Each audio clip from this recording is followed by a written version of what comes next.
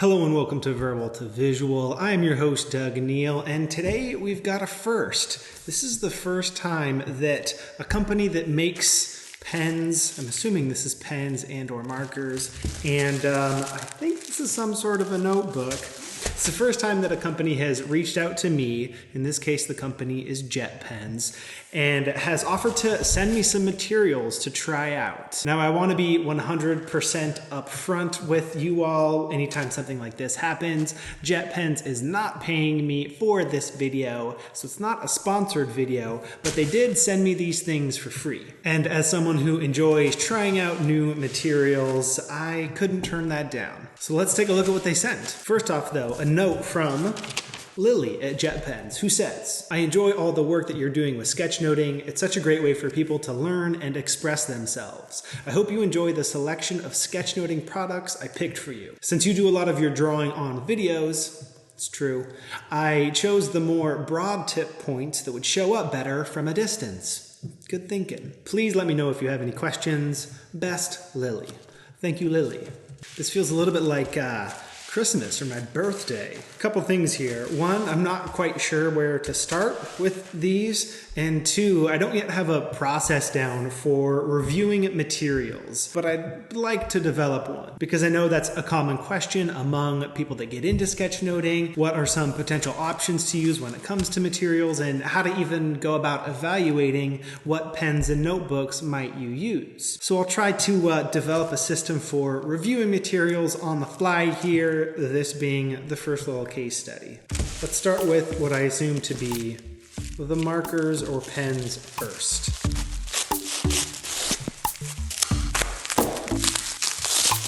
Ooh, okay, these look cool. Looks like we got three options here. All right, so it looks like we've got two really big ones, one smaller one, the Uniposca. Have not heard of this, maybe two different colors, and Pilot Bravo. Okay. Let's unwrap these guys. Ooh, nice. That looks like a real thick tip there. I'm gonna assume this is a paint marker. We'll do some experimenting in a sec here. Got three different writing / drawing utensils to play with. Let's see what's in here.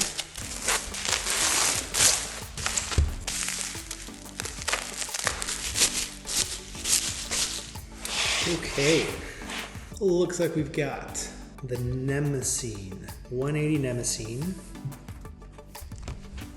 Some solid grid paper there. Got some perforated pages to be able to tear any of these out. Pretty smooth feeling paper. First impressions.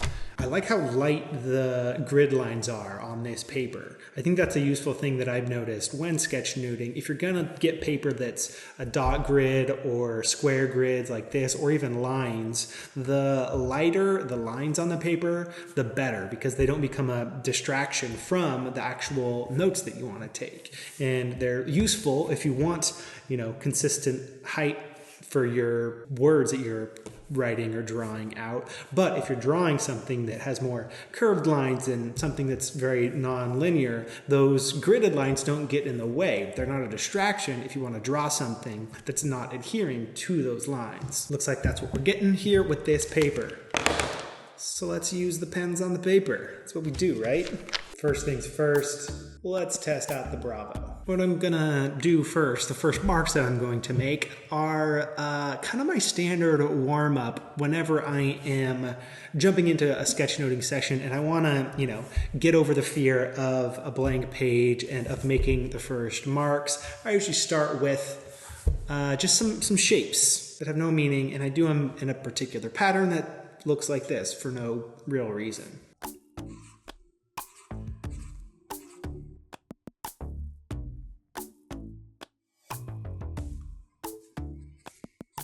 First impressions, I really like how this feels. It's got a really smooth feel. The combination of the tip here and the smooth paper, there's very little resistance that you feel when making marks. It's got a real clean feel to it. Next up, the alphabet.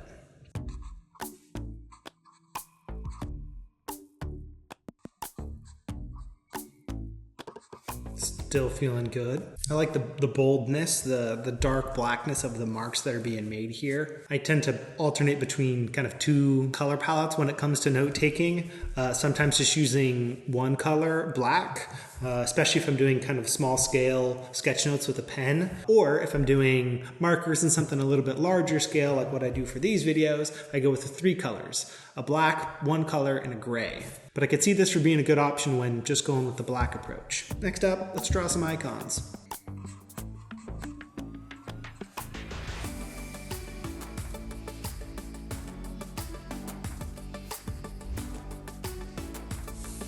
So as I'm watching the marks that I've made, it looks like it takes a few seconds for the ink to dry. So my guess is that smearing is going to be a danger. Let's see if that's the case. What do I want to draw for my little test here? Let's go with a little gear icon.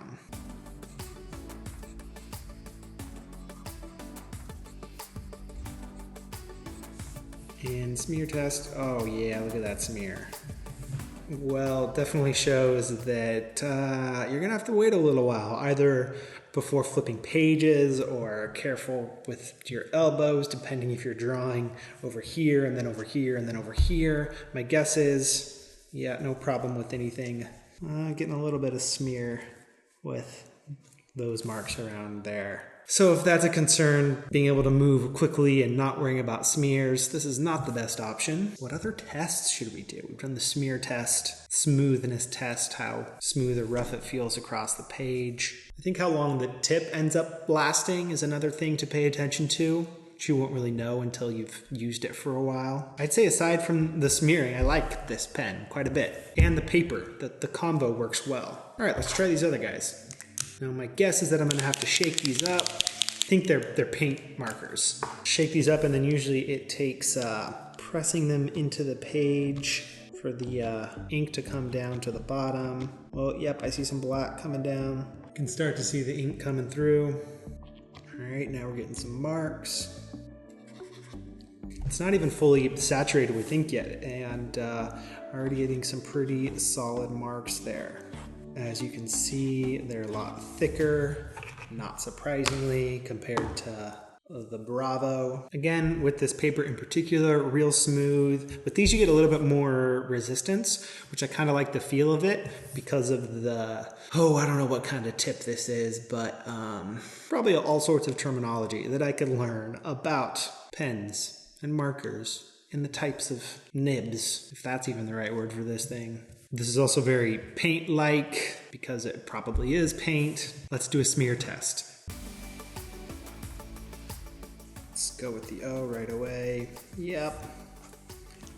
H, which is a little bit back there, not quite as bad. Let's wait for 10, 9, 1.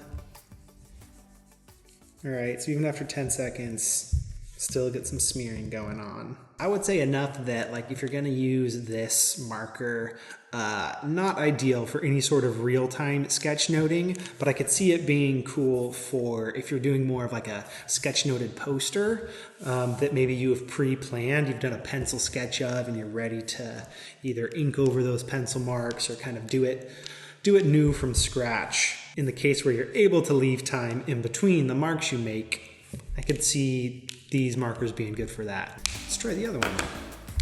I'm gonna assume it's the color of this cap. Yeah, a nice dark green here. The way that I'm looking at these now, they're pretty hard to distinguish, these two colors.